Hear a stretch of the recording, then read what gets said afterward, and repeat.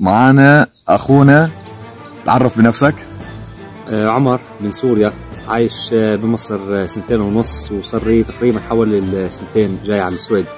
عمر، انت حكيت لي قصة صغيرة من تجربتك، من لما يعني اللي جذبني اكثر شيء دخلتك على مصر. ما بدنا نحكي قبل مصر شو الوضع تبعك، شو حياتك الطبيعية الشخصية، بدنا نحكي من لما اجيتوا على مصر، كيف دخلتوا على مصر. هاي الشيء اللي جذبني انا. القصة ما سمعتها منك كلياتها، بس حابب اسمعها، يا ريت تحكي لي اياها. انا ما راح اقاطعك كثير، هيك تعودوا علي المشاهدين. تماما عم علي.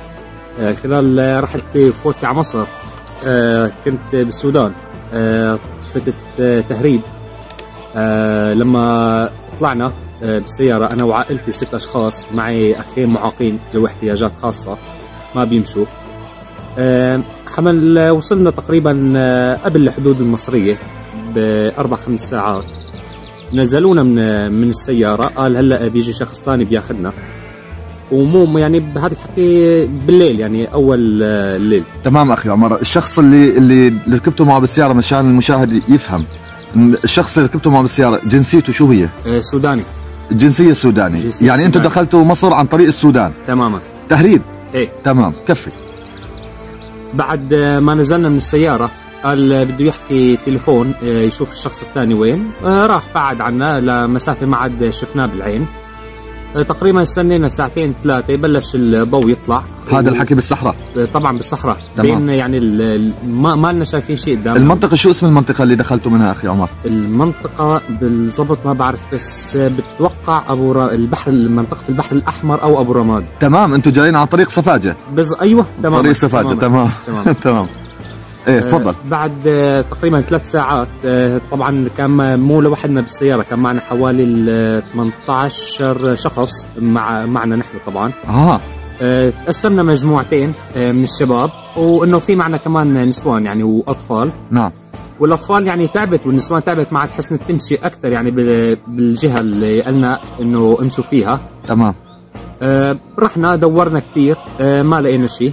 بعد تقريبا طلعت الشمس، ضلينا بالشمس حوالي 6 ساعات يعني، وتحت بالصحراء تحت الشمس. هذا بأنه شهر، بأنه سنة وبأنه شهر؟ هذا الحكي بسنة 2017. 2017 تقريبا، بتوقع بشهر الخامس، يعني بعز الصيف. تماما. تمام.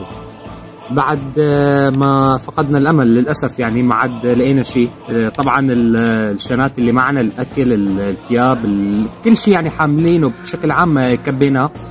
ومشان الطفلين اللي معنا يعني، مشان اخواتي حاملينهم، يعني هن ما بيحسنوا يمشوا، حاملينهم وماشيين بالصحراء. وطبعا عمي ابو علي يعني الصحراء رمل يعني، صحيح الواحد لما بحط رجله بتغرز يعني، غير حم الشمس بالزبط. نار الشمس كمان نار الرمل يعني موضوع. وشايل اطفالكم، اخواتك الاحتياجات الخاصه. تماما.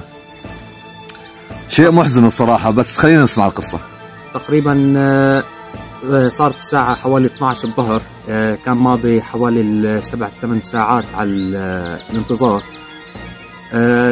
بالصدفه راحوا 3-4 اشخاص من المجموعه شيتنا، راحوا بجهه ما رحنا فيها. شيتنا يعني اشخاص جماعتنا يعني، بيخصونا مشان نوضح يعني. نعم. راحوا لبعد جبل كنا شايفينه بالعين، مسافه بس بعيده. بعد تقريبا 2 ساعات ما عاد العين انه تشوفهم، رجعوا عم يأشروا لنا، بس الإشارة إنه نهرب أو يعني نيجي لعندهم مو واضحة، لأنه ضمن الفترة اللي عم نستنى فيها اجوا كمان شبه بقطاعين الطرق، سودانية كمان الجنسية. يعني نظرتهم كانت نظرة شر، ويعني ومعهم شيء يعني هيك مثل تمام سلاح ابيض او شيء. تمام. بس اخي عمر مشان نوضح نقطه، طبعا احنا ما عم نجرح باخواننا السودانيين ابدا، هم على الراس والعين اخواتنا السودانيين، يعني ما بيفرقوا شيء عن اخواننا المصريين. ساعدوا السوريين ووقفوا مع السوريين، وكل الجزيل والشكر لهم. تفضل اخي عمر. تماما عم ابو علي. يعني الحمد لله مضت على خير يعني، رب العالمين تلطف فينا، معنا يعني نسوان واطفال يعني ضلوا مكملين طريقهم. بعد ما وصلوا الشباب عم يقولوا لنا انه التقوا بنقطه حدود الجيش المصري. تقريبا ما في 10 دقائق عم ابو علي شفنا من نفس جهه الجبل اللي كانوا جايين منه، الحمد لله الجيش المصري فات بسياره. دخل عليكم الجيش المصري؟ طبعا فات على الحدود السودانيه. تمام كنا تمام. هيك عم ننتظر. اعتقد القصه هون صارت اجمل. نعم. اجوا والله وطالعونا بالسياره، جايبين لنا كانوا معهم مي، حملوا الاولاد، ساعدونا نحن نطلع بالسياره، وصلونا على القطعه عندهم على الحدود. ما طلبوا منا ولا طلبوا اسم ولا وثيقه ولا حي الله شيء عم ابو علي، بس اعطونا مي واكل، وتقريبا قعدونا بظل ولا وثائق ولا كذا، بس انا عارفين انه انتم سوريين.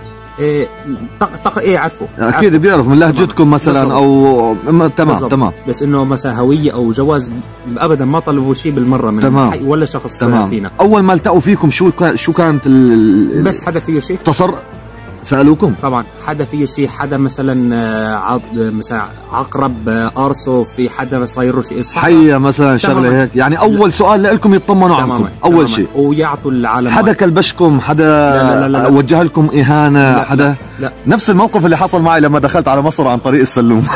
تفضل. قعدونا عمي ابو علي تقريبا حوالي يعني للمسويات، كانت هي عبين ما اجوا اخذونا، كان الساعه 12 وحده الظهر تقريبا، لحتى ما غابت الشمس يعني اخر النهار لحتى اجوا. حلو. سلموا علينا، طمنونا نحن وين، قالوا لنا انتم بالقطعه الجيش المصري، اطمنوا، وبعدين عاد الامور الروتينيه، جوازات السفر، الوثيقه اللي معكم، مشان يعني نعرف نمشي لكم اموركم، مشان انه نعرف شو نحكي كيف نتصرف. يعني اخذوكم على حجز بسفاجه؟ لا ما اخذونا. ما اخذوكم على حجز؟ لا، هذا عم يقبل عليه، هذا اللي اخذونا مركز مثلا؟ هن حولونا من القطعه، مشان نفهم بس معلش احنا واحده يعني. تماما. ايه؟ اخذونا من قطعه الجيش المصري على الحدود. ايه؟ اخذونا بتوقع القطعه اللي تابعه لهم. يعني تمام قطعه عسكريه او شيء. ايه تمام. اقرب نقطه لهم مشان يقدموا لكم المساعدات الاولويه. تماما. اخذونا بباص نقل العساكر. تمام. اخذونا على القطعه تقريبا كمان ميكروباص 4-5 ساعات لحتى وصلنا. اول ما وصلنا عم ابو علي فوتونا على يعني مثل مهجع، يعني غرف هيك، غرف قعدونا احنا الكل طبعا. النسوان لحال مشان الخصوصيه، والرجال حطونا لحال. جيد. طبعا هذا نحن طرحنا هذا الشيء وهن لبوه. تمام. النسوان لحال. جيد. مع الاطفال. جيد. انه كان في ربع. يعني ما رفضوا لكم طلب؟ لا. تمام. بالنسبه لاخواتك الحالات الخاصه، يعني هلا كثير ناس بدها تسال انه هدول شو وضعهم كمان؟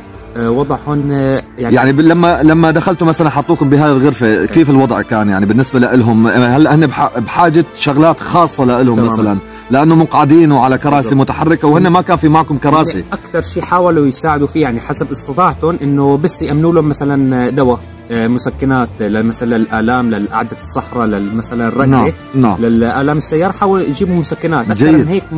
ما كان في طبعا هالموضوع بده مشفى وبده كذا، بس هن قدروا يعني يساعدوكم حلو. قدر المستطاع يعني. شيء مشرف يا جماعه عن جد يعني. تفضل.